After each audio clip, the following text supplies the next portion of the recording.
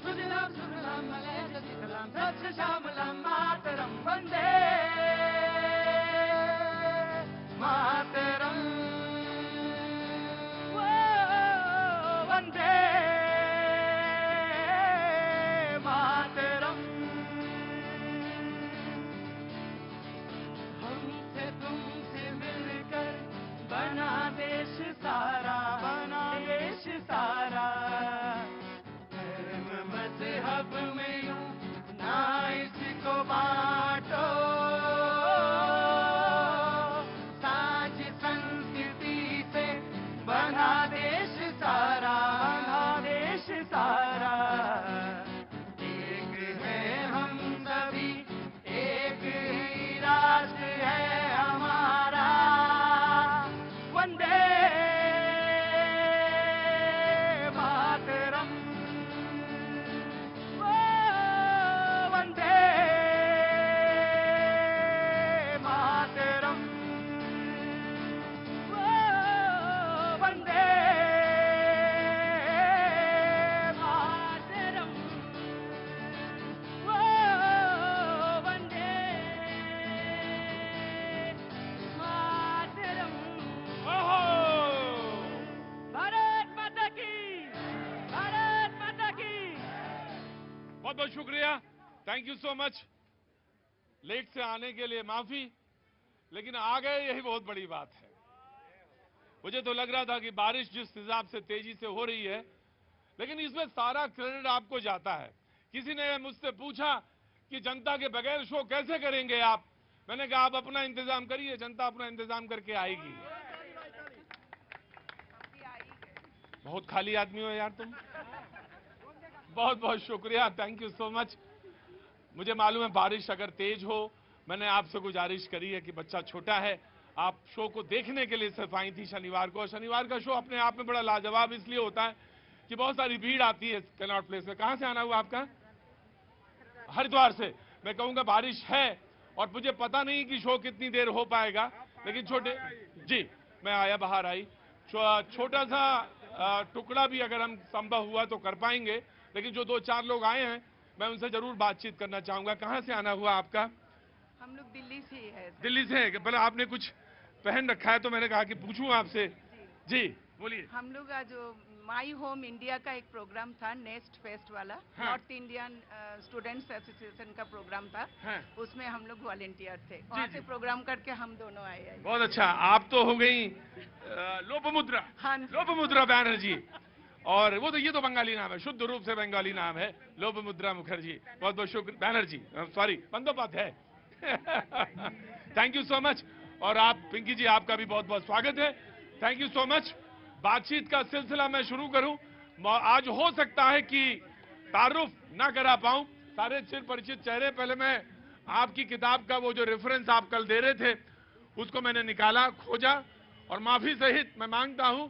लेकिन बस एक चीज मैं कहना चाहूंगा, कभी कभी क्या होता है रेफरेंस देने में, बातचीत के गहमा गहमी में वो रेफरेंस उतना क्लियरिटी के साथ नहीं रख पाते तो थोड़ा कंफ्यूजन होता है। लेकिन वो किताब और उसका रेफरेंस मैंने देखा, क्योंकि दूसरी तरफ से कोई उसको कॉन्ट्रडिक्ट करने वाला नहीं था, इसलिए बात उसको रखा। लेकिन हाँ, वो बात है, किताब है, उसका जिक्र है। आपको क्लैरिफिकेशन का एक मौका मैं देता हूं जी।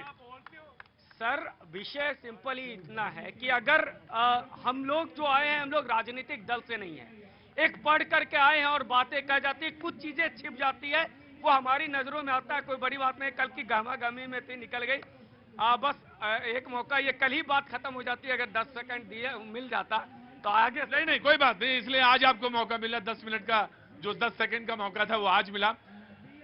बातचीत का जो सिलसिला है वो 2024 चुनाव का है।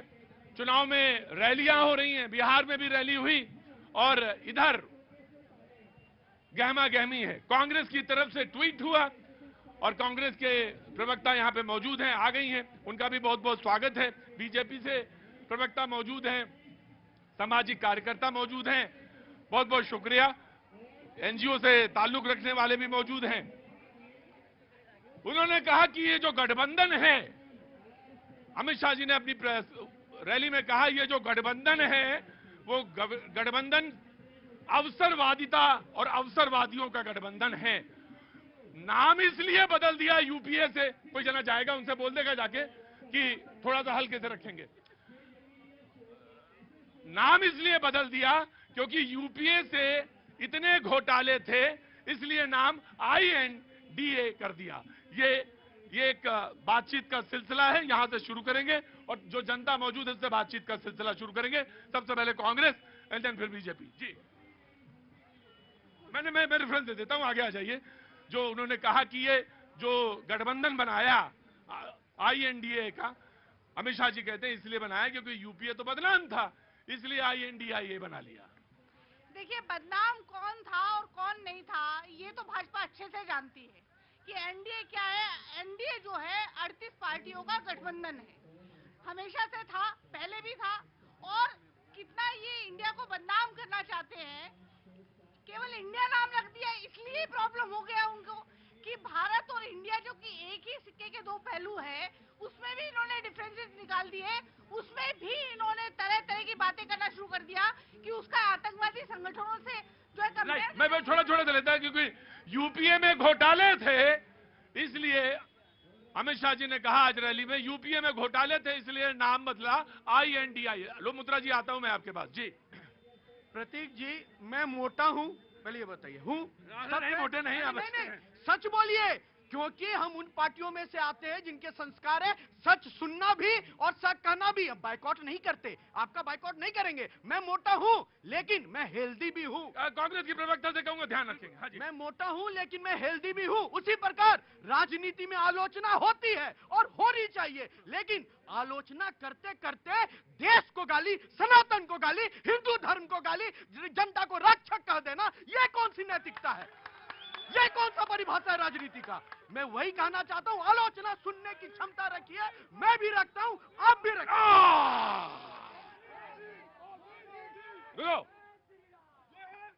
रुको बस तुम आ गए, मुझे मालूम है। राधे राधे। कांग्रेस ने ट्वीट किया और ट्वीट करके कहा कि जनता की क्लास में भारत जोड़ो यात्रा ने इतना तो कर दिया कि जनता की क्लास में तय होगा कि एजेंडा 2024 के चुनाव का क्या होगा। तो ये कांग्रेस का कहना है कि देखो जो खाली हैं, बेकार में आ गए हैं, जिनको मौसम के हिसाब से चलना हो तो यहां से तुरंत भाग जाए। जी जी जी बाबूजी, मैं आपसे एक अनुरोध करना चाहूंगा, आप बोल लीजिए और उसके बाद चले जाइए क्योंकि बारिश में भीगना ठीक नहीं। अरे मैं 2 घंटे से भीग रहा हूँ। ये भारत के नौजवान हैं। बाबूजी कहाँ से आना हुआ? नरवाना हरियाणा से। अरे तब तो कोई बात नहीं, जितना मनो उतना भीगो आप बाबूजी, कोई दिक्कत ही नहीं है। हरियाणा का आदमी भीग सकता है। जी बोलिए। मैं ये कहता हूँ, नेहरू परिवार और उसकी खरपतवार सबको कर दो दरकिनार, गुलामी बंद, स्वाभिमान जिंदाबाद। एक बात, परिवारों की या व्यक्ति की पूजा बंद होनी चाहिए, मेरिट से आओ। और जो ये गठबंधन है बहुत अच्छा है, पहले 26 का था, 38 का होगा, हो सकता है 52 का हो जाए, लेकिन ये सारे के सारे कास्टिस्ट है और सेकुलर होने का दावा करते हैं। ये नहीं समझ से बाहर आई, जो कास्टिस्ट है वो सेकुलर होने का कैसे दावा करते हैं? ये समझ से बाहर है। नरवाना से हैं, हरियाणा से हैं बाबूजी, और कहते हैं खरपतवार।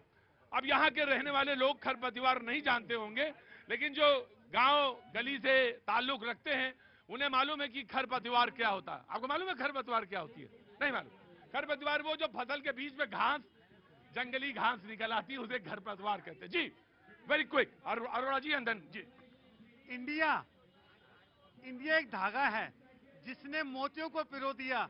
सारे जहां से अच्छा ये गुलदस्ता हमारा, हमने गुलदस्ता बनाया इंडिया फूलों का गुलदस्ता है। आप कुछ भी कीजिए, 2024 में इसमें गुलाब का फूल भी है, गेंदे का फूल भी है, नाना प्रकार के फूल हैं।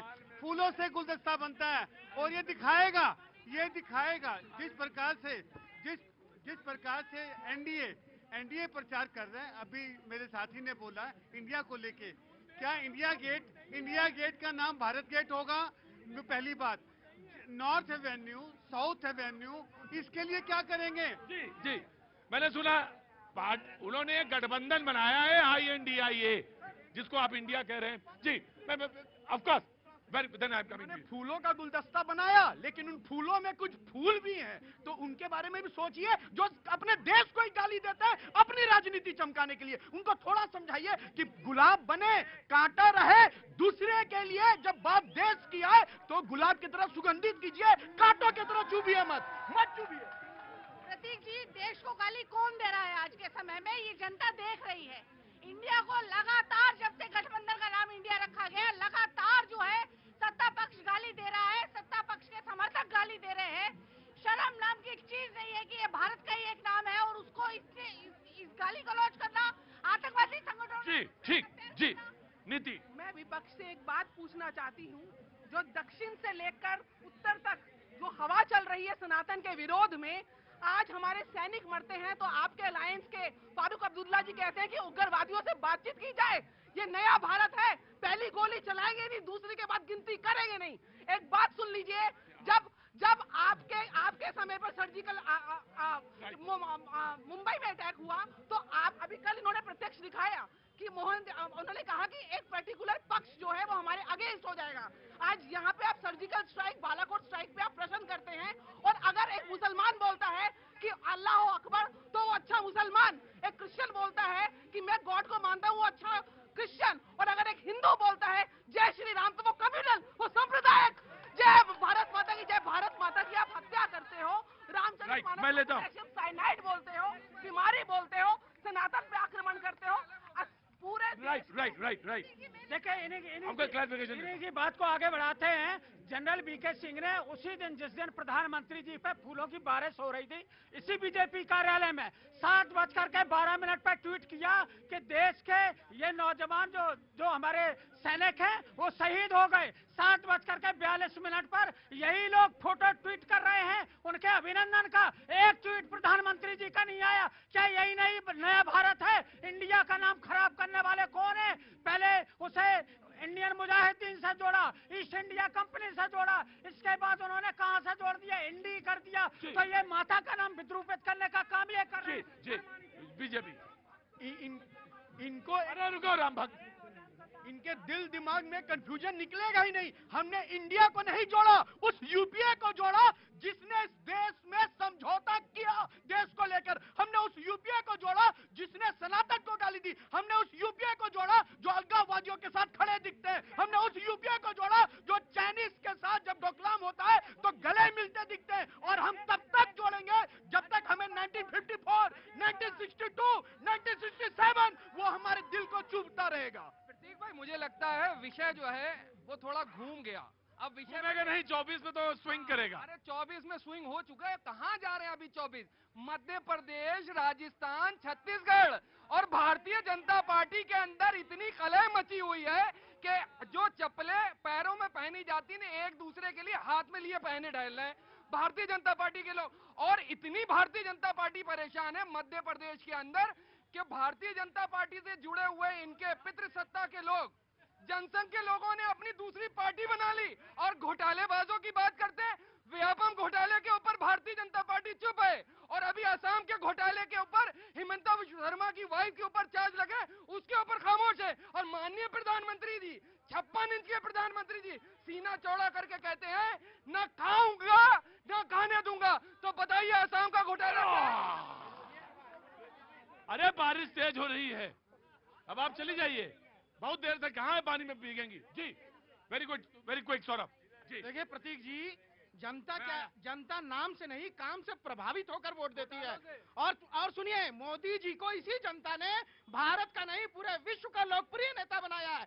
लोकप्रिय वो इसलिए है क्योंकि वो बिना रुके और बिना थके काम करते हैं। उसी प्रकार से जिस प्रकार से आज आप अपना शो बिना रुके बिना थके कर रहे हैं, इससे जनता प्रभावित होती है। अब रही बात, आप बताइए क्या कांग्रेस में कोई ऐसा नेता है जो आपका उनके मुकाबले चेहरा लड़ सकता है? नहीं है। जो क्षेत्रीय गठबंधन है, जो क्षेत्रीय दल है, वो क्षेत्रीय दल इस वजह से परेशान है ताकि वहां उनसे कोई बड़ा चेहरा ना आ जाए। आप देखिए, मुद्दा ये है, आपको मुद्दों की लड़ाई लड़नी पड़ेगी जो कि आपके पास मुद्दे नहीं है। और भाजपा के पास मुद्दे हैं 370, राम मंदिर, महंगाई, बेरोजगारी मुद्दा होता है, लेकिन वो हर शासन काल में हर समय स्थिर रहता है। आया एक ग्लोबल रेटिंग हुई और ग्लोबल ग्लोबल रेटिंग में पूरी दुनिया के तमाम लीडर्स शरीक थे, उसमें मोदी जी अव्वल रहे 74% अप्रूवल के साथ। बोलना चाहते हैं, किस पे बोलना चाहते हैं? देश के विषय में बोलना चाहते हैं। तो अभी वक्त है छोटे से ब्रेक का, ब्रेक के बाद आऊंगा, थोड़ा और भीगते हुए नजर आएंगे हम दोनों, और उसके बाद तर होकर फिर बोलेंगे भारत माता की।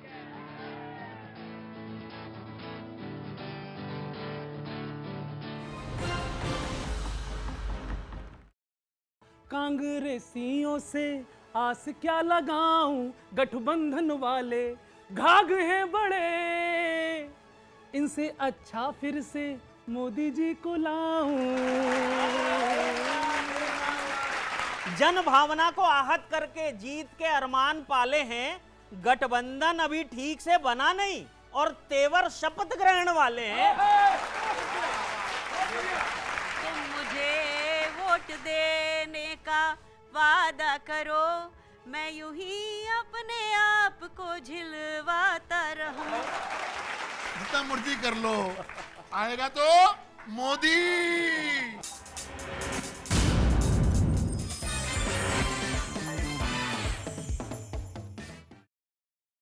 जिन्हें प्योरिटी का नहीं। बीच तोरखम एक प्रमुख व्यापारिक सीमा है जहां से पाकिस्तान मध्य एशिया के देशों तक कारोबार करता है। लेकिन 6 सितंबर को इसी बॉर्डर पर एक नई चेक पोस्ट बनाने के विवाद पर पाकिस्तान और अफगानिस्तान के सैनिकों के बीच भिड़ंत हो गई थी। उस दौरान करीब 2 घंटे तक तोरखम बॉर्डर पर दोनों देशों के बीच फायरिंग हुई थी। इस घटना के बाद पाकिस्तान ने बॉर्डर बंद कर दिया था, लेकिन 9 दिन बाद इसे फिर से खोल दिया गया। पिछले 9 दिनों तक बॉर्डर के दोनों तरफ सैकड़ों की संख्या में सामान से भरे ट्रक फंसे रहे। पाकिस्तान की मीडिया के मुताबिक सीमा को खोलने के लिए अफगानिस्तान और पाकिस्तान के बीच 11 सितंबर को एक बैठक हुई थी, जो बेनतीजा रही थी। इसके बाद कारोबारियों, मजदूरों और कुछ संगठनों ने तोरखम बॉर्डर को बंद रखने के खिलाफ प्रदर्शन किया, लेकिन एक रोज पहले दोनों देशों के बीच बनी सहमति के बाद तोरखम बॉर्डर को खोल दिया गया। खुफिया एजेंसियों ने दावा किया कि तोरखम विवाद सुलझने के बाद आतंकी संगठन टीटीपी यानी तहरीके तालिबान पाकिस्तान तालिबान पर भड़क गया।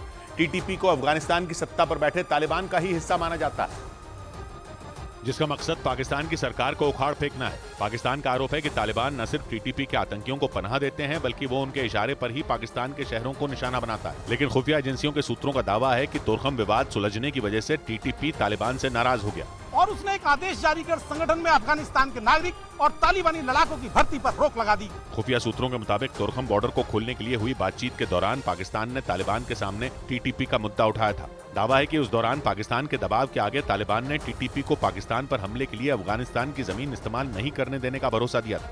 सूत्र बताते हैं कि इसी वजह से टीटीपी तालिबान पर भड़क गया।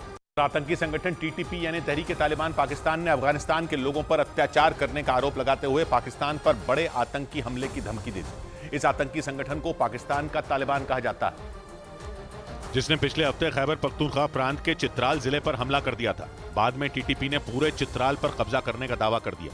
उसने ये भी दावा किया था कि उसके इस ऑपरेशन में पाकिस्तानी सेना के 100 से ज्यादा जवान मारे गए थे। लेकिन पाकिस्तान की मुसीबत यहीं खत्म नहीं हुई, क्योंकि एक बार फिर टीटीपी ने पाकिस्तान को दहलाने की धमकी दे दी। उसकी तरफ से एक वीडियो भी जारी किया गया, जिसमें टीटीपी के कमांडर ने पाकिस्तान को अफगानिस्तान के लोगों पर अत्याचार बंद करने और ऐसा नहीं करने पर बड़े हमले की धमकी दी। अल्लाह जल जलालुहु कुरान शरीफ चिता समस्त फरमाइली दी। इस वीडियो में टीटीपी का कमांडर 4 लड़ाकों के साथ नजर आया। सभी के पास खतरनाक हथियार भी दिखाई दिए। हालांकि ये वीडियो किस इलाके का है इसका पता नहीं चल सका। लीबिया में आए डैनियल तूफान का डरावना वीडियो सामने आया, जिसमें शहर के अंदर घुसी समंदर की लहरों का भयानक रूप दिखा। वीडियो तूफान से तबाह हो चुके लीबिया के दरना शहर का बताया गया, जिसमें अचानक शहर के अंदर समंदर की तेज लहर घुसी और अपने साथ 1-2 नहीं बल्कि कई गाड़ियां बहा ले गई। सीसीटीवी में कैद इन तस्वीरों को देखकर अंदाजा लग गया कि बांध तोड़कर जब समंदर का पानी दरना शहर में घुसा तो किसी को संभलने तक का मौका नहीं मिला। इन तस्वीरों को देखकर सालों पहले आई सुनामी की याद आ गई, क्योंकि सैलाब अचानक आया, जिसमें सड़कों पर खड़ी गाड़ियां खिलौनों की तरह बह गईं। पानी में बहती कई गाड़ियों की तो हेडलाइट भी ऑन थी, जिससे पता चल गया कि जब पानी शहर में घुसा तो वो गाड़ियां सड़क पर जा रही थी। और इसी दौरान लीबिया में तूफान ने ऐसी तबाही मचाई जिसने हजारों लोगों की जान ले ली। आशंका तो यह तक जताई गई कि लीबिया में आए डैनियल तूफान की वजह से मरने वालों का आंकड़ा 20,000 तक पहुंच सकता है, क्योंकि 10,000 से ज्यादा लोग लापता हैं। वहीं तूफान की चपेट में आए 11,000 से ज्यादा लोगों की मौत की पुष्टि भी हो चुकी है। और डराने वाली बात यह कि मौत का आंकड़ा 20,000 तक पहुंचने की आशंका है, क्योंकि ऐसे बहुत सारे लोग हैं जो समंदर में बह गए, जिनका शव ढूंढना वैसा ही है जैसे अंधेरे कमरे में सुई ढूंढना। पिछले हफ्ते लीबिया में डैनियल तूफान ने ऐसा हाहाकार मचाया कि आधा दरना शहर खत्म कर दिया, जिसकी सैटेलाइट तस्वीरें भी आईं, जिनमें पहले के दरना शहर और तूफान के बाद के दरना शहर की तुलना की गई, क्योंकि तूफान के कारण भूमध्य सागर के किनारे बसे दरना शहर के कई हिस्से पानी की तेज धार में बर्बाद हो गए और शहर में बने कई बांध टूट गए। इस बीच लीबिया की सरकार का बयान आया कि मरने वालों का आंकड़ा 2 गुना हो सकता है, क्योंकि दरना शहर के मलबे में जो लोग दबे उनके जिंदा बचने की उम्मीद न के बराबर है। खबर है कि पंडित दीनदयाल उपाध्याय की जयंती पर प्रधानमंत्री नरेंद्र मोदी दिल्ली में उनकी प्रतिमा का अनावरण करेंगे। दिल्ली में पंडित दीनदयाल उपाध्याय की विशाल मूर्ति बनकर तैयार हो चुकी है, जिसका अनावरण प्रधानमंत्री नरेंद्र मोदी 25 सितंबर को करेंगे। पंडित दीनदयाल की यह मूर्ति 63 फीट ऊंची बनाई गई है। हरियाणा पुलिस के सूत्रों ने दावा किया कि नासिर जुनैद हत्याकांड में आरोपी मोनू मानेसर लॉरेंस बिश्नोई गैंग में शामिल होना चाहता था। सूत्रों का दावा है कि गैंग में शामिल होने के लिए वो लगातार लॉरेंस के भाई अनमोल बिश्नोई के संपर्क में था, मतलब मोनू गैंगस्टर बनने की फिराक में था। और हरियाणा पुलिस के सूत्रों के मुताबिक गैंगस्टर बनने के लिए वो लॉरेंस गैंग में शामिल होने की कोशिश में जुटा था। सूत्रों का दावा है कि इसके लिए मोनू मानेसर पिछले कई दिनों से लॉरेंस के भाई अनमोल बिश्नोई के संपर्क में था। अनमोल बिश्नोई मूसेवाला हत्याकांड में आरोपी और उसके अमेरिका के कैलिफोर्निया में छुपे होने की खबर है। पुलिस सूत्रों के मुताबिक गिरफ्तार होने से पहले 10 सितंबर तक दोनों के बीच सिग्नल ऐप से बातचीत हुई थी, लेकिन 12 सितंबर को हरियाणा के मानेसर से मोनू को गिरफ्तार कर लिया गया। पुलिस को उसके पास से एक मोबाइल मिला था, जिसकी जांच के बाद मोनू और लॉरेंस गैंग का कनेक्शन सामने आ गया। हालांकि बाद में हरियाणा पुलिस ने उसे राजस्थान पुलिस को सौंप दिया था। यूएई के डिप्टी पीएम की तरफ से दिखाए गए एक नक्शे से पाकिस्तान बुरी तरह तिलमिला गया, क्योंकि इस नक्शे में पाकिस्तान के कब्जे वाले कश्मीर को भारत का हिस्सा बताया गया, जिससे पाकिस्तान को करारा झटका लगा। यूएई के डिप्टी पीएम ने India middle east Europe corridor के बारे में जानकारी देते हुए एक वीडियो ट्वीट किया, जिसमें पाकिस्तान के कब्जे वाले कश्मीर को भारत के नक्शे में दिखाया गया। इस वीडियो में प्रधानमंत्री मोदी समेत अमेरिका के राष्ट्रपति बाइडेन भी दिखाई दिए। इसके बाद पाकिस्तान को भी इस बात के संकेत मिल गए कि पीओके के मुद्दे पर अब उसकी दाल नहीं गलने वाली, क्योंकि यूएई के दिखाए इस नक्शे से उसका फैलाया प्रोपेगेंडा पूरी तरह फेल हो गया, जिससे पाकिस्तान बौखला गया। यूएई इससे पहले भी भारत सरकार के साथ मिलकर कश्मीर में एक मॉल बनाने के लिए करोड़ों रुपए के निवेश का फैसला ले चुका है। पाकिस्तान में चुनाव टालने के फैसले ने अमेरिका को भी परेशान कर दिया, क्योंकि वहां शहबाज शरीफ के इस्तीफे के बाद से कार्यवाहक सरकार काम कर रही है और दूसरी तरफ विपक्ष भी लगातार वहां चुनाव करने की मांग पर अड़ा हुआ है, जिसके लिए इमरान खान की पार्टी पीटीआई ने वहां की सुप्रीम कोर्ट में अर्जी भी लगाई, लेकिन सुप्रीम कोर्ट ने पीटीआई की इस मांग को ठुकरा दिया। पाकिस्तान के कानून के मुताबिक वहां सरकार का कार्यकाल खत्म होने के 90 दिन के अंदर चुनाव कराने का नियम है, लेकिन आरोप है कि पूर्व प्रधानमंत्री शहबाज शरीफ की नसीहत पर वहां के चुनाव आयोग ने इसे अगले साल तक टाल दिया, क्योंकि पाकिस्तान के चुनाव आयोग ने दलील दी कि वहाँ नए चुनाव नई जनगणना के बाद ही कराए जाएंगे, और माना जा रहा है कि इसमें कम से कम मार्च तक का वक्त लगेगा। लेकिन अमेरिका ने इस पर आपत्ति जताई और ये दलील दी कि अगर वहाँ जल्द चुनाव न कराए गए तो हालात काबू से बाहर हो जाएंगे। यही वजह रही कि अमेरिका ने पाकिस्तान के राष्ट्रपति से वहां जल्द से जल्द निष्पक्ष चुनाव कराने की अपील की। खबर है कि पाकिस्तान की सरकार कंगाली की वजह से विदेशों में मौजूद अपने राजनयिकों को सैलरी तक नहीं दे पा रही। पाकिस्तानी अखबार द न्यूज इंटरनेशनल में छपी एक रिपोर्ट के मुताबिक कई देशों में मौजूद पाकिस्तानी राजनयिकों को महीनों से वेतन का भुगतान तक नहीं किया गया, और इसके पीछे की वजह पाकिस्तान की तंगहाली को बताया गया। ऐसा इसलिए क्योंकि विदेशों में काम कर रहे पाकिस्तान के इन राजदूतों को अमेरिकी डॉलर में वेतन का भुगतान किया जाता है, और पाकिस्तान का विदेशी मुद्रा भंडार लगभग पूरी तरह खत्म हो चुका है, जिसकी वजह से कई देशों में मौजूद पाकिस्तान के राजनयिकों को पिछले कई महीनों से वेतन ही नहीं मिला, और आशंका जताई गई कि ये समस्या अगले कुछ महीनों तक भी जारी रहेगी। जिसके बाद पाकिस्तानी अखबार द न्यूज इंटरनेशनल ने दावा किया कि अमेरिका, हांगकांग और सिंगापुर जैसे देशों में मौजूद पाकिस्तानी राजनयिकों ने तो नौकरी छोड़ने का मन तक बना लिया। पाकिस्तान दौरे पर गए उत्तर कोरिया के शासक किम जोंग उन का एक वीडियो वायरल होने पर बवाल हो गया। ये वीडियो किम की पुतिन के साथ हुई बैठक से ठीक पहले का बताया गया, जिसमें किम जोंग उन के साथ गए अधिकारी उनकी कुर्सी की जांच करते नजर आए और वीडियो में कुर्सी की सफाई करते दिखे। ये वीडियो किम और पुतिन की मुलाकात से ठीक पहले का बताया गया। इंडिया का प्राइड, मेरा प्राइड, वीकेसी प्राइड, कड़ी मेहनत का जश्न मनाइए। बारामूला में हुई मुठभेड़ में मारे गए 3 आतंकी, भारतीय सेना का बयान। घुसपैठ में मदद के लिए पाकिस्तान की सेना ने की फायरिंग, आतंकियों के पास से मिली 5 किलो आईडी। न्यूज 18 की खबर पर मुहर, 2 दिन पहले दिखाई थी पाकिस्तान की सेना की साजिश की खबर। भारत मंडपम के बाद दिल्ली को पीएम मोदी का एक और गिफ्ट, कल देश को समर्पित करेंगे Yashobhoomi convention centre. 73,000 square metre में बने यशोभूमि में बैठक और सम्मेलन के लिए अंतरराष्ट्रीय स्तर की सुविधाएं।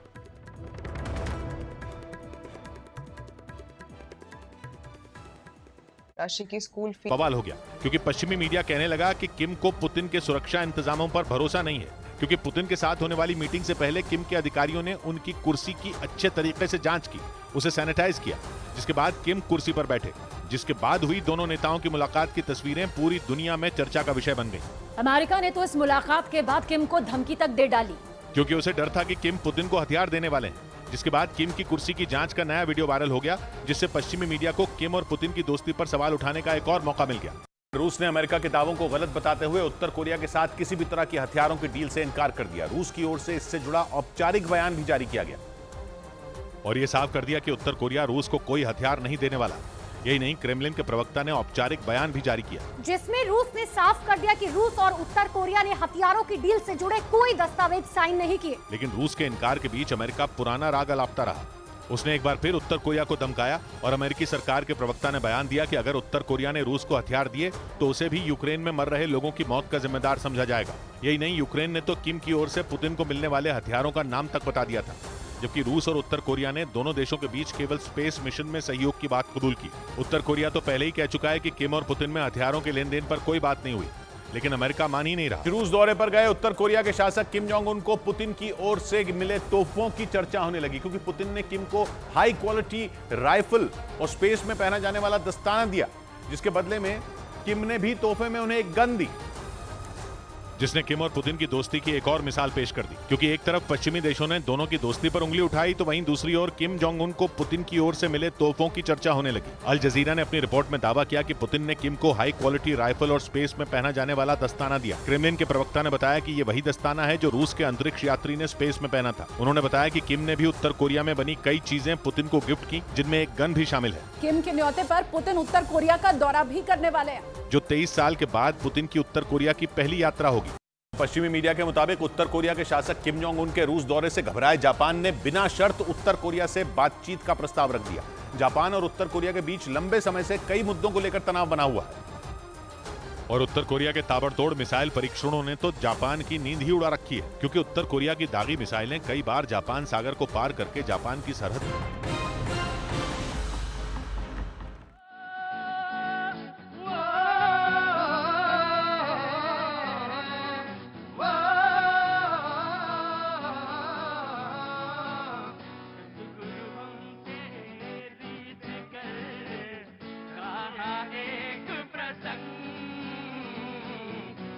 गुरु हमसे रीच कर गाया एक प्रसंग,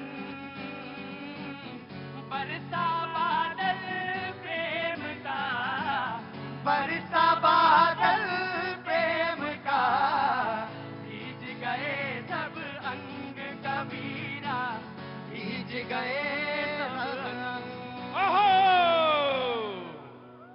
बहुत बहुत शुक्रिया। तेज होती बारिश और भीज गए सारे अंग, बरसा बादल प्रेम का, भीज गए सब अंग। बहुत बहुत शुक्रिया। हम तो विकट हैं, ये तो मुझे मालूम है, बहुत शुरुआत में ही पता चल गया। 25-26 साल पहले जब इस प्रोफेशन में आया तभी पता चल गया था कि हूं तो विकट, लेकिन आप हमसे भी ज्यादा बड़े वाले विकट हैं। मतलब मैंने नहीं देखा कि इतनी बारिश में भी रुका जा सकता है। छतरी मांग के लोगों ने रुक गए, थैंक यू सो मच, लेकिन रुके रहे। बहुत बहुत शुक्रिया, थैंक यू सो मच। मुझे मालूम है आप बंगाल से हैं और बंगाल का आदमी इतना हल्का तो हो ही नहीं सकता।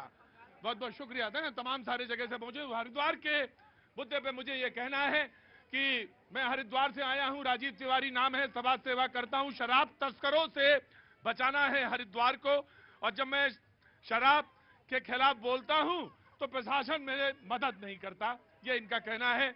मैं इनकी बात को, इनकी आवाज को इतने भीगते होने के बाद डेडिकेशन के साथ छोटे बच्चों के साथ आए हैं। मैं अनुरोध करता हूं, मैंने आपकी बात रख दी, प्लीज बच्चे को लेकर जाएं। मौसम ज्यादा खराब है, भीग रहे, मैंने आपकी बात रखी, मैंने सुना। और मैं जो 2-4 लोग, कहां से आना हुआ आपका? आगरा से। आगरा से ही लोग खड़े हो सकते हैं यहाँ पे इतने भीगते में, और कहीं से नहीं खड़े हो सकते। क्या नाम है आपका? आकृति जैन। आकृति जैन, बहुत बहुत शुभकामनाएं, थैंक यू। पर्यूषण पर्व चल रहा है, आत्मा की शुद्धि बहुत जरूरी है। बहुत बहुत नमन करता हूँ, प्रणाम करता हूँ। जल्दी से बोलो अपनी बात जो बोलना है। मेरा बीजेपी को लेके बहुत अच्छा विचार है, बहुत अच्छा काम करा है हमारे देश की तरक्की के लिए। G20 में भी कितना अच्छा हमारे प्रधानमंत्री श्री नरेंद्र मोदी जी ने काम करा है और मुझे बहुत अच्छा लगा। Thank you so much. जी जनाब आलू जी, मैं आ गया जी। कितना अच्छा किया है काम, इतनी हताशा आज से 40 साल पहले भी हुआ था। 100 से ज्यादा देश आए थे, स्वर्गीय इंदिरा गांधी जब देश की प्रधानमंत्री थी, जब भी ऐसा हुआ था। हम G20 का सम्मान करते हैं। हमारी छोटी बहन ने बात की, G20 के हम साथ हैं, लेकिन इतिहास भी हमें पढ़ना पड़ेगा। आपकी उतनी आयु नहीं है, 40 वर्ष पहले या तो आप, मैं मुझे मालूम है, मैं आपसे ये पूछना चाहता, कंपेयर क्यों करते हैं आप? देश तो ऊपर तब भी उठा था, देश अभी ऊपर उठ रहा है, तो आपको तो खुश होना चाहिए। मैं खुश हो रहा हूँ, मैंने तो साधुवाद दिया है। मैं कह रहा हूँ कि G20 के मुझे आपसे कुछ नहीं है, नाराजगी कोई नहीं है अरोड़ा जी, आप बढ़िया आदमी हैं। लेकिन मुझे ये बात है, जब आप कोई खुशी का मौका है तो जेब में वो जो फुटा होता है ना स्केल, वो लेके मत आया करिए। हंसा करिए तो खुल के, और जब आप तारीफ करें तो खुल के। मैं ऑफकोर्स जी देखिए, आप अभी भूल गए कि कुछ ही वर्ष पहले कॉमनवेल्थ गेम हुआ था, वहीं से आपकी सत्ता पलट गई थी, और अब G20 हुआ है और नरेंद्र मोदी वापस आ रहे हैं, तो ये अंतर है 100 साल पहले बच जाइए। जी अब आ गया नीति आ गया जी। देखिए, सत्ता सदैव के लिए तो है नहीं, सत्ता तो पलटती रहती है। आपसे अच्छा कौन जा सकता है? यूपीए से अच्छा कौन जा सकता है? बिल्कुल, हम रहे और फिर सत्ता पलटी और भाजपा आई और हमने स्वागत भी किया। अब सत्ता पलटेगी, भाजपा जाएगी और अब भाजपा कांग्रेस का स्वागत करेगी। बहुत अच्छी बात, इसमें कोई वो बात नहीं। वेरी गुड जी। G20 मैं ये just give me a second जी। प्रतीक जी, अभी आपके सामने मैं दो बातें रखने जा रहा हूँ। एक तो वैचारिक तौर पर है, दूसरा कानूनी पक्ष है। वैचारिक तौर पर इंडिया अलायंस के लोग जो है देश के 14 पत्रकारों के खिलाफ जो है एक निर्णय लेते हैं, उनकी अभिव्यक्ति की आजादी पर जो है रोक लगाने का प्रयास करते हैं। तो ये तो इनका एक चेहरा है, नंबर 1। नंबर 2, बहुत इंटरेस्टिंग, आज मद्रास हाई कोर्ट के न्यायालय जस्टिस एन शेषाशायी ने अपने जो है टिप्पणी की है, वो कितनी इंपॉर्टेंट टिप्पणी है। एक रुकिए, उसमें क्या है कि सनातन धर्म के खिलाफ, सनातन धर्म को जो है शाश्वत कर्मों का समूह बताया है, जिसमें हमारा कर्तव्य है राजा के प्रति, हमारा कर्तव्य है राष्ट्र के प्रति, हमारा कर्तव्य है जीवन जीने की शैली के प्रति, हमारा कर्तव्य है माता पिता के प्रति, हमारा कर्तव्य है गरीबों की देखभाल के प्रति। और उन्होंने आशंका व्यक्त की है कि जिस तरह का देश में माहौल पैदा किया जा रहा है, उसे जातिवाद और छुआछूत को बढ़ावा मिले। जी मैं आया अब का कांग्रेस से लूंगा जी। आपकी तपस्या पूर्ण हुई, अब आप वरदान मांगिए। ऐसा ही होता था कि पता चला 200 साल 500 साल तपस्या करी जी, बोलिए। देश के ऊपर जो प्रेम है वो कभी भी धर्म के साथ रिलेटेड नहीं होना चाहिए, लेकिन ये हमें बहुत ज्यादा गर्व महसूस होता है जब हिंदू होकर भी हम इतने दिन तक हम हिंदू है ये बात बोल नहीं पाते थे। हम अब गर्व से बोल सकते हैं, जय श्री राम नारा भी लगा सकते हैं, पहली बात। और दूसरी बात ये है, देश एक परिवारवाद से निकलकर एक सन्यासी राजा के द्वारा परिचालित हो रहे हैं। और जहाँ भी जिस राज्य में सन्यासी राजा राज कर रहे हैं, आपने बांग्ला क्यों नहीं बोलची? बांग्ला बोलू ना। जे জায়গাতে যে রাজ্যতে সন্ন্যাসী রাজা রাজত্ব করছে সেই জায়গায় সম্পূর্ণ সাত্বিকভাবে রাজত্ব চলছে। मैंने बांग्ला में बुलवाया था जानबूझ के, जिसमें से मैं ही समझूं या वो समझे, या वो बाकी जो लोग बांग्ला समझते हैं। उन्होंने कहा कि सन्यासी राजा के जी, नो सन्यासी राजा के द्वारा जब देश संचालित होता है तो उसके पूर्ण उदय होते हैं, ये आपका कहना था, मैंने समझ लिया। जल्दी very quick and then I will. 30 second दोगे तो बोलूं। नहीं 25 दिया, आपकी तपस्या कम थोड़ी ना है। कितने साल हो गए? 9 साल हो गए। 9 साल की तपस्या, बोलिए। अभी मेरे साथी बोल रहे थे कि हमने जो है कुछ पत्रकारों को, जर्नलिस्ट को, एंकर्स को बैन किया है। पहली बात तो मैं यह स्पष्ट कर देना चाहती हूँ कि हमने कोई बाइकआउट नहीं किया है, कोई बैन नहीं किया है, बस हम असहयोग कर रहे हैं। ये हमारी तरफ से एक शांतिपूर्वक प्रोटेस्ट है। हाँ, हमने लिस्ट निकाली, हम शांतिपूर्वक जो है इस चीज में ये है कि हम इसमें असहयोग कर रहे हैं। हमें लगता है कि अरे आप बोलने दीजिए, आप सत्ता में नहीं है तो इतना घमंड है, आपने पत्रकारों की लिस्ट में निकाल दी।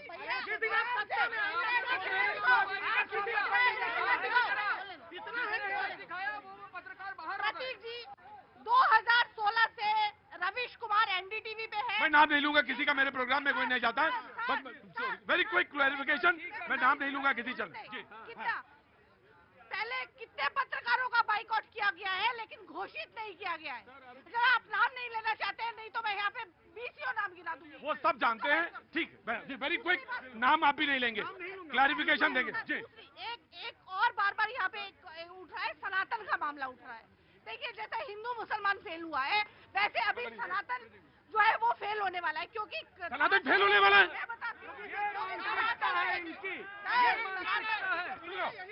अरे पूरी बात नहीं बोलने देते हैं सर। सनातन का मुद्दा जो भाजपा ने उठाया है वो जैसे कि हिंदू मुसलमान का मुद्दा नहीं चला, वैसे सनातन का मुद्दा भी इनका फेल होगा, क्योंकि कांग्रेस को सनातन समझाने के लिए बीजेपी की जरूरत नहीं है। कांग्रेस शुरू से ही हिंदू धर्म का सम्मान करती आई है। Right. I will give you that. सनातन का सम्मान हमसे ज्यादा कोई नहीं कर सकता है, और इसमें मैं मोहन भागवत ने भी बोला। Right. I take your point. ठीक। प्रतीक भैया, एक देसी कहावत है, आग लागले तो लागले, दमकल तो देख लियो। मीन्स आग लगा तो लगा, दमकल तो देख लिए, वही इनकी कहावत है। मत आलोचना करना है तो कुछ भी करे हाईलाइट होने के लिए। सनातन को समझने में टाइम लग जाएगा कांग्रेस को। और एक बात मैं आपको स्पष्ट करता हूँ, देखिए आप पहले संस्कार समझिए। संस्कार ये है कि बीच में नहीं बोला जाता है। आप वहाँ इन्होंने जनता के ऊपर इमरजेंसी लगाई थी, आज ये मीडिया के ऊपर इमरजेंसी लगाया है सत्ता सुख के लिए। इनकी मनसा इनको 1 सेकंड दे देते, चलिए 1 सेकंड दिया मैंने। प्रतीक जी, सनातन धर्म का एक संस्कार और भी है कि राजनीति के लिए सनातन धर्म का उपयोग ना किया जाए। राजनीति के लिए सनातन धर्म का उपयोग ना किया जाए। ठीक है, पॉइंट प्लीज प्रदीप भैया, आज तक के इतिहास में शायद ही ऐसा दृश्य देखा हो गया। 1 सेकंड के माइक मेरे हाथ में दीजिए, 1 सेकंड का रिक्वेस्ट। नहीं, ये नहीं मिल सकता। टच करने दीजिए, बस टच करने। ठीक है, आपने दिया। अरे क्या कर रहे हैं आप माइक टच करा रहे हैं। आप मुझे अपनी बोली बोलना चाहते हैं, ये इनकी नीति है। गाली देगा ए राजा, गाली देंगे उदयन, सनातन को वायरस बोलेंगे, और कहते हैं बीजेपी हिंदू मुस्लिम कर रही है, बीजेपी बोल रही है। विपक्ष के आकाओं की नीति तो एक साफ हो गई। एक नीति तो साफ हो गई कि जो तुमको हो पसंद वो बात कहेंगे, तुम दिन को अगर रात कहो तो रात कहेंगे। आज पत्रकारिता जो इस देश का सबसे बड़ा स्तंभ है, उस पे आपने प्रश्न लगाया। 1975 जून शायद भूल गया है देश।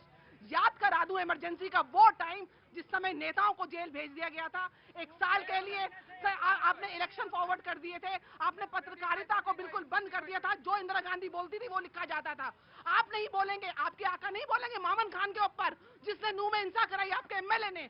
आपके आका नहीं बोलेंगे आजम खान के ऊपर, आपके आका नहीं बोलेंगे। सूप चले तो चले और छन्नी भी बोलने लगी तो फिर क्या बात है भाई।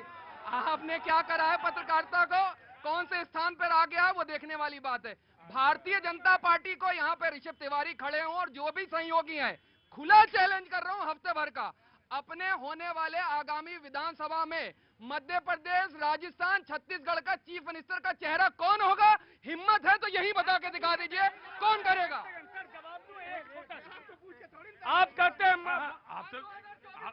आपसे पूछ के पार्टी नहीं। ठीक। आप कहते हैं मध्य प्रदेश में बीजेपी का मुख्यमंत्री कौन होगा। अरे पहले आप तय कर लो, अरविंद केजरीवाल आपके कैंडिडेट है या कांग्रेस है। वहाँ दोनों INDI वाले वहाँ पर कर रहे हैं कि नूरा कुश्ती, और पहली जो इनकी रैली होने वाली है वो भोपाल में होने वाली है INDI। अब बताओ उस गठबंधन में केजरीवाल कांग्रेस सरकार को गाली देंगे या आप केजरीवाल के भ्रष्टाचार बताएंगे। राजस्थान में महंगाई। राइट।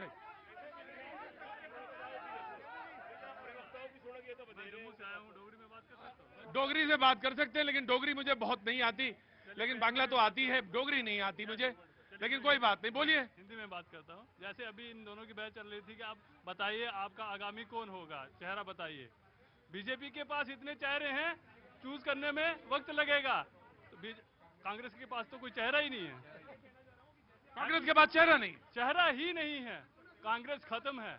कांग्रेस के पास जम्मू कश्मीर से नहीं जी। आप ही का देखिए, मैं ये कह रहा हूँ जो अमित शाह जी ने आज कहा उसी पे आते हैं। अमित शाह जी ने कहा कि ये नाम इसलिए बदला गया कि भ्रष्टाचार बहुत हुआ। तो प्रधानमंत्री जी की रैली याद कर लीजिए मध्य प्रदेश के अंदर। उन्होंने कहा कि 70,000 करोड़ का जो घोटाला था, NCPV था, उन्हें अजीत पवार को लेकर के केवल 3 दिन बाद उनको उप मुख्यमंत्री बना दिया, वित्त मंत्रालय भी सौंप दिया। ये कौन सी शुभेंदु अधिकारी को लेने वाले कौन लोग हैं। और जो हेमंत बिस्व शर्मा जिनके पीछे इसी सरकार ने, बीजेपी के लोगों ने उनके प्रति एक पूरा बुकलेट निकाली थी, उनको इसी में शामिल कर लिया। तो इनकी दोहरी राजनीति कैसे। जी शैलेंद्र जी। मुझे बड़ा आश्चर्य होता है, स्टेट की एक जो करप्शन एजेंसी होती है, सितंबर 2019 में जब इनकी यूपीए के जो महायुति थी वो उसकी महाराष्ट्र में उसकी सरकार के द्वारा अजित पवार के खिलाफ जो केस बंद किया गया। उल्टा जब सरकार बदलती है 2020 के अंदर तब जो है केस ओपन होता है। तो भैया पहले तथ्य ठीक कर लो, उसके बाद जो बात रखना जो। जी जी मैं आ गया। ए बुलबुलो खिजा में शुक्र खुदा करो, तिनके कहां से लाओगी फसलें बाहर में। आप घबराओ मत, समय आएगा 2024, दूध का दूध पानी का पानी हो जाएगा। आपने जो आंकड़े दिए, जो महाराष्ट्र की बात की, वो साबित होगी। अब दिल्ली दूर कमाल होती है मैं ले रहा हूं, कमाल सिफारिश में क्या जरूरत नहीं है। कमाल होती है राजनीति भी। कहते हैं इधर वाले कह रहे थोड़ा इंतजार करो 24 का, उधर वाले भी कहते हैं थोड़ा इंतजार करो 24 का।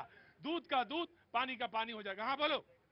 मैं सर उत्तर प्रदेश बलिया से आया हूँ। हाँ तो क्या मारोगे क्या? नहीं हाँ, तो बोलो। मुझे 40 साल बाद मुझे घर से आना पड़ा आपका शो में। 40 साल बाद? 40। अरे कभी टीवी पे नहीं आया।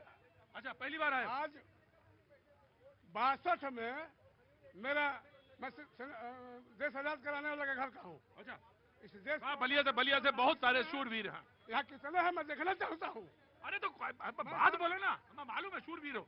सर मेरा जमीन 62 में चाहे कोई भी पार्टी हो, मोदी होगी छोड़ के, सारे पार्टी मेरे साथ मेरा जमीन लूट लिए, मेरी जिंदगी खराब हो गई।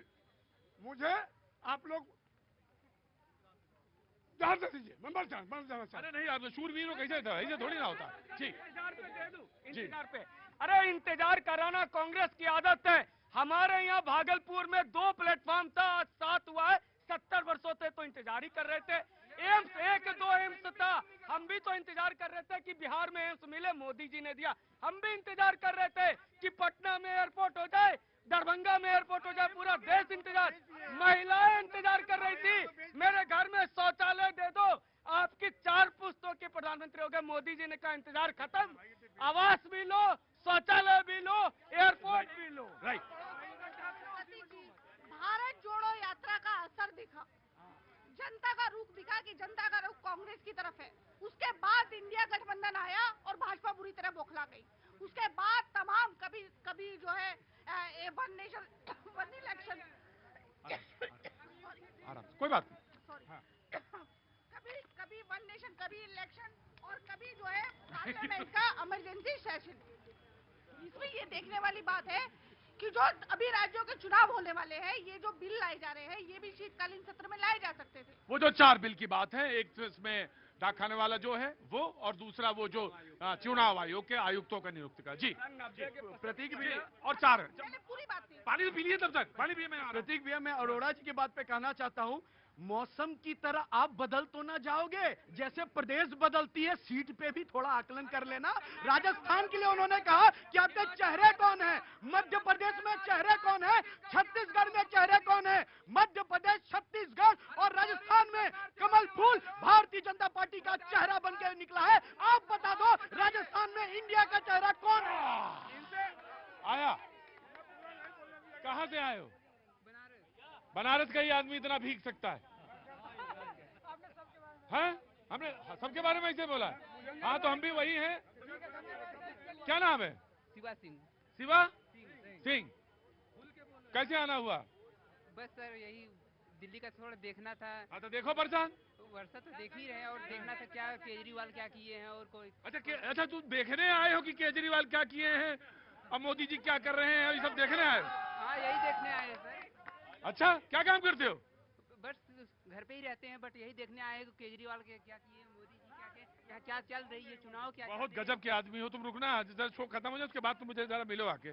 ठीक है जी, मैं आ जी। सर मेरा ये कहना है, दोबारा वो जो इन्होंने इमरजेंसी का दौर हमारे देश ने जिया था, अगर गलती से इस ठगबंधन को हम देश में ले आए तो यकीन माना प्रतीक जी, जितने आज हम लोग बीजेपी के कार्यकर्ता है, बीजेपी के समर्थक या बीजेपी के सपोर्टर या हिंदुत्व की बात करने वाले सब सनातनी लोग, सबको जेल में डालेंगे कांग्रेस पार्टी। जी एक मिनट रुकिए माता जी, बहुत मैं तो माफी मांगता हूँ आपसे, भीगना पड़ा लेकिन बारिश हो गई थी, लेकिन मैं आ गया जी।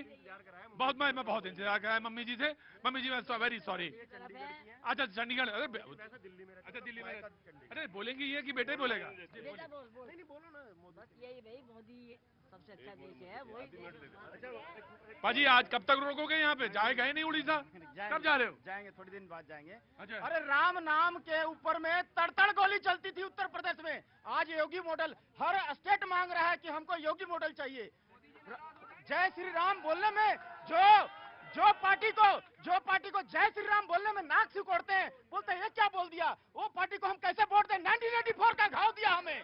जो पार्टी 1984 का घाव दिया, उस पर हम कैसे अटैक करें? ठीक। एक सवाल मेरा है। क्या नाम? मेरा नाम संजीव तोमर है। ये जम्मू कश्मीर में ये बोलते हैं 370 हटा दिया। अभी जम्मू कश्मीर में 3 जो जवान शहीद हुए हैं, उनके लिए क्यों नहीं बोलते? ये उनका जवाब क्यों नहीं बोलते? क्यों नहीं उनके परिवार वहां से मिलने गए? ये बात करते जो गुड़गांव के अंदर एक मजदूर को उनके गोली मार के हत्या कर दी जाती है, और ये मनोहर लाल खट्टर जी सोए पड़े हैं, उनका आरोप है कि क्यों नहीं जेल भिजवाते?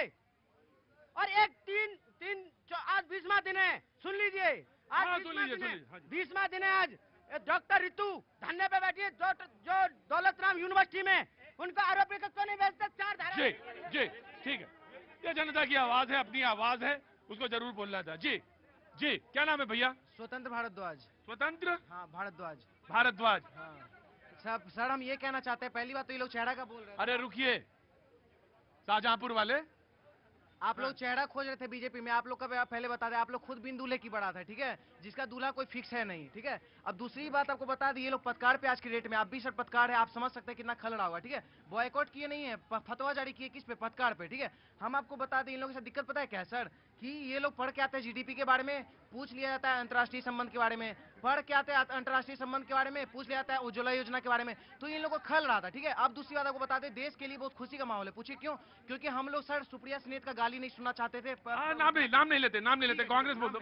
मतलब उन लोग का गाली जो आता था टीवी पे, बाई टिप्पणी आता था, कभी धर्म पे कभी देश पे। पहले क्या होता था सर पता है, कि देश पे टिप्पणी करके